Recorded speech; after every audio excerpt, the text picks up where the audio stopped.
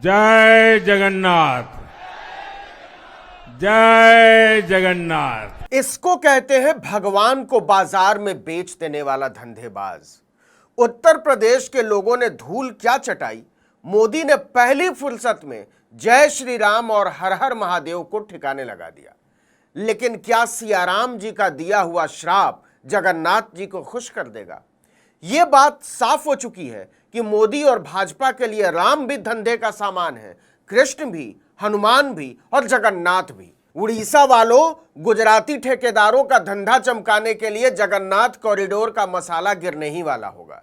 जय जगन्नाथ, जय जगन्नाथ। नमस्कार, आदाब, सत श्री अकाल, जय भीम, जोहार। मेरा नाम है नवीन कुमार। मोदी के 56 इंची छाती पर जनता ने जनादेश का बुलडोजर चला दिया है। अगर हम इसकी आध्यात्मिक व्याख्या करें तो कह सकते हैं कि शंकर की नगरी में सैकड़ों मंदिरों पर चलाए गए बुलडोजर, मां गंगा से किया गया छल, प्रभु राम को वोट के बाजार में बेचने के भयावह विचार, मंदिर के नाम पर मुसलमानों से नफरत के कारोबार, इंसानियत को रौंदकर धर्म का धंधा खड़ा करने के संस्कार और बनारसियों, अयोध्या वासियों का श्राप नरेंद्र मोदी को ले डूबा। वह खुद चुनाव हारते हारते बचे हैं। जी हां, हारते हारते।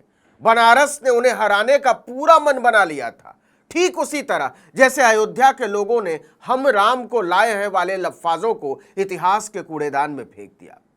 मोदी के गठबंधन में लठ चल रहे हैं। जिन जीतन राम मांझी को मिलने तक का टाइम नहीं देते थे, उन्हें जीत की बधाई देनी पड़ रही है। हालत यह हो गई है कि मंत्रियों को क्लर्क बना देने वाले नरेंद्र मोदी 5-5 सीटों वाली पार्टियों के नेताओं की ठकुर सुहाती करते घूम रहे हैं। सबकी मेहनत का हिस्सा अकेले लूटकर खा जाने वाले नरेंद्र मोदी को नीतीश कुमार और चंद्रबाबू नायडू को भाजपा के मंच से झुक कर सलाम करना पड़ रहा है। आंध्र प्रदेश में चंद्रबाबू नायडू जी के नेतृत्व में एनडीए ने शानदार प्रदर्शन किया है। बिहार में नीतीश बाबू के नेतृत्व में भी एनडीए ने शानदार प्रदर्शन किया है। इसका मतलब क्या निकलता है? इसका सीधा मतलब यह है कि मोदी के चेहरे पर हवाइयां उड़ रही हैं, क्योंकि जिस ठसक के साथ वो 10 साल तक भारत की लोकतांत्रिक विविधता को रौंदते रहे हैं, वो ठसक भारत की जनता ने बेरहमी से मोदी से छीन ली है। अगर मोदी प्रधानमंत्री बन भी गए तो उन्हें सिर्फ एक कठपुतली की तरह काम करना होगा। और एक बात तो लिख कर ले लीजिए कि मोदी प्रधानमंत्री बन भी गए तो सबसे बुरे दिन अमित शाह के आने वाले हैं। इस पर अलग से एक वीडियो में चर्चा करेंगे। लेकिन फिलहाल की खबर यह है कि बनारस ने नरेंद्र मोदी को संदेश दे दिया है कि आप झोला उठाकर अब निकलिए। बहुत हुई आपकी नाटक नौटंकी, और अगर इस इशारे को अभी भी नहीं समझे तो बनारस खुद आपका बोरिया बिस्तर समेट देगा।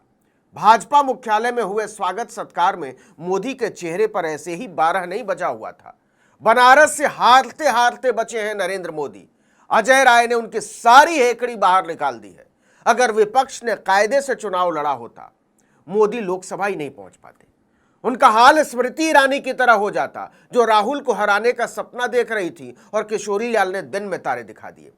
चलिए जरा इसको डिकोड करने की कोशिश करते हैं। अगर बहुजन समाज पार्टी ने अतहर लारी को खड़ा नहीं किया होता बनारस से, विपक्ष ने एक साझा मजबूत उम्मीदवार खड़ा किया होता, वहां से प्रियंका गांधी को उतारा होता या अजय राय की जगह किसी और हेवीवेट को खड़ा किया होता, तो मोदी बनारस में बुरी तरह लटपटा जाते। इसके बिना भी वो जैसे तैसे ही जीते हैं। और मोदी जैसे बड़े नेता के लिए यह शर्मनाक जीत है। 1.5 लाख से वो इस बार चुनाव हारते हारते बचे।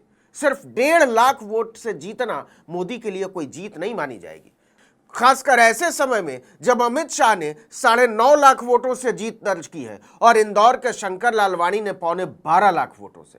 इनके सामने मोदी का 1.5 लाख से जीतना क्या मायने रखता है? और अगर इंडिया गठबंधन ने बेहतर प्रबंधन किया होता तो अजय राय ही मोदी को धूल चटा सकते थे। देखिए, बनारस से नरेंद्र मोदी को मिले हैं कुल 6,12,970 वोट और उनके निकटतम प्रतिद्वंदी अजय राय को मिले 4,60,457 वोट। मतलब मोदी सिर्फ 1,52,513 वोट से जीते। बीएसपी के अतहर लारी को मिले 33,766 वोट। अगर बीएसपी ने अतहर लारी को खड़ा नहीं किया होता तो ये 33,000 वोट भी कांग्रेस को मिलते। मतलब कांग्रेस के अजय राय का वोट पहुंच जाता 4,94,923 पर। ऐसे में मोदी की जीत अभी के हिसाब से भी केवल 1,18,000 वोटों से होती। अब कल्पना करके देखिए कि बनारस से अखिलेश यादव खड़े होते, या प्रियंका गांधी खड़ी होती, या कोई और हैवीवेट खड़ा होता। ये न भी खड़े होते तो कोई दूसरा ज्यादा गंभीर और ताकतवर उम्मीदवार खड़ा होता और सभी ने समर्थन किया होता, तो मोदी का बनारस ने बाजा बजा दिया होता। क्योंकि जो नतीजे हैं वो बता रहे हैं कि बनारस मोदी की नौटंकियों से परेशान हो चुका है और शंकर की काशी अपनी आत्मा के विध्वंसक नरेंद्र मोदी से मुक्ति की खोज में है। बस उसे उचित विकल्प का इंतजार है। गौर कीजिए, पिछली बार नरेंद्र मोदी करीब 5 लाख वोट से जीते थे। अजय राय को 2019 में केवल 14% वोट मिले थे।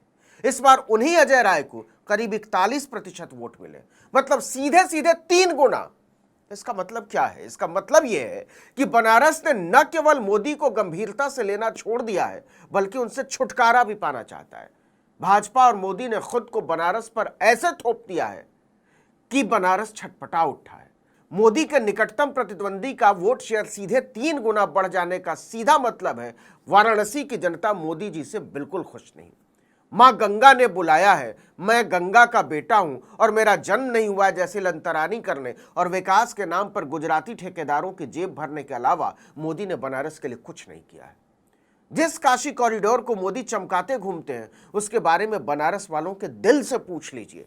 सैकड़ों मंदिरों, हजारों दुकानदारों और लाखों लोगों की रोजी रोटी पर बुलडोजर चलाकर बनारस की छाती पर सैलानियों के लिए जो पिकनिक स्पॉट बनाया गया है, उसने उत्तर प्रदेश को मोदी की बर्बादियों के स्मारक में तब्दील कर दिया है।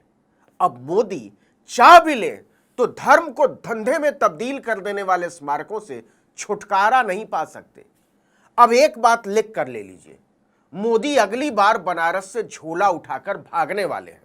उन्हें समझ में आ गया है कि गंगा, सरजू और श्री राम शंकर को दिल्ली की गद्दी के लिए बेचने का खेल बनारस और अयोध्या के लोगों ने कस के पकड़ लिया है। यूपी ने तो राजनीति के धंधे में ईश्वर और आस्था को प्रोडक्ट बना देने का यह फॉर्मूला बेनकाब कर दिया है। इसलिए अवतारी महापुरुष ने भगवान जगन्नाथ को वोट के बाजार में बेचने का फैसला किया है। तो क्या लोग इसे समझ नहीं रहे होंगे? इस वीडियो में इतना ही। लेकिन अगर आपने आर्टिकल 19 इंडिया को अब तक सब्सक्राइब नहीं किया है तो फौरन कीजिए, बेल आइकॉन दबाइए, घंटी जैसी आकृति, लाइक कीजिए और कमेंट करके बताइए हमारा वीडियो आपको कैसा लगा। हमारा ट्विटर हैंडल है आर्टिकल 19_इंडिया और मेरा ट्विटर हैंडल है नवीन जर्नलिस्ट। नमस्कार।